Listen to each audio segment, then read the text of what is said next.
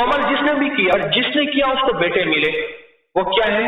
چاند کے پہلے 7 دن روزانہ ایک بار سورت بقرہ جو شخص پڑھے گا، ہر مہینے چاند کے پہلے 7 دن روزانہ ایک بار جو سورت بقرہ پڑھے گا، اللہ اس کو بے اولاد کو اولاد دے گا اور بیٹا دے گا۔ یاد رکھنا، بے اولادی بڑھ رہی ہے۔ میں اکثر درد کی بات کہتا ہوں، 2 چیزیں بڑھ رہی ہیں، ایک بے اولادی اور ایک طلاقیں۔ اس وقت معاشرے میں تیزی سے بڑھ رہی ہیں 2 چیزیں، اور بہت تیزی سے بڑھ رہی ہیں، بے اولادی اور طلاقیں۔ عرشی نظام سارا عاجز آ گیا ہے۔ اب کوئی عرشی نظام ہوگا جو طلاقوں سے معاشرے کو پاک کر سکے گا اور بے اولادوں کی جھولیاں بھر سکے گا۔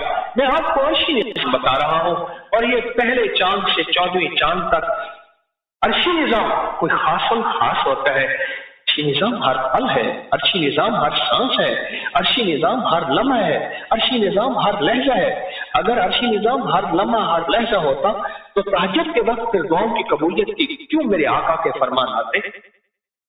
پھر روزے دار کی قبولیت تو آتی؟ معلوم ہوا کچھ لمحے، کچھ دن، کچھ گھڑیاں، کچھ ساعتیں، کچھ اوقات ایسے ہوتے ہیں جس کے ساتھ قبولیت وابستہ ہوتی ہے، جس کے ساتھ قبولیت جڑی ہوئی ہوتی ہے۔ اور یہ نظام، روحانی نظام، ہماری ضروری نہیں کہ ہماری عقلوں اور سمجھوں میں آئے۔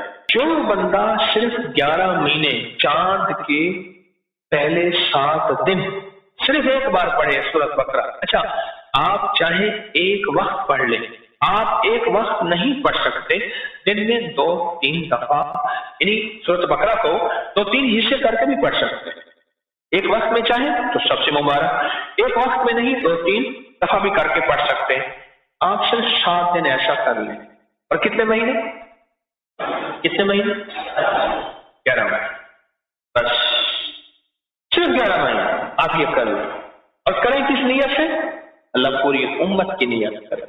اللہ اپنے غیر جان پہچان جن کو میں نہیں جانتا، جو دنیا کے کسی کونے میں ہے، مولا ان کو یہ تین چیزوں کی نیت کر کے، سب سے پہلا مولا طلاق نہ ہو، دوسرا بے اولادی نہ ہو، تیسرا یا اللہ شادیوں میں رکاوٹیں بندشیں نہ ہو، بس خواہی ہے۔ اچھا حالانکہ اس کے گھر میں طلاق نہیں ہے، اولادیں ہیں، شادیاں ہو چکی، کوئی رکاوٹیں نہیں ہیں، اب یہ پتہ ہے کیا کر رہا؟ اپنی نسلوں کے لیے سامان کر رہا، اپنی نسلوں کے لیے نسلوں کا فیوچر بنا رہا ہے، نسلوں کا مستقبل بنا رہا ہے، اور اللہ عزت وقار کے تاج سر پہ سجوائے گا۔ یہ عمل کر لیں،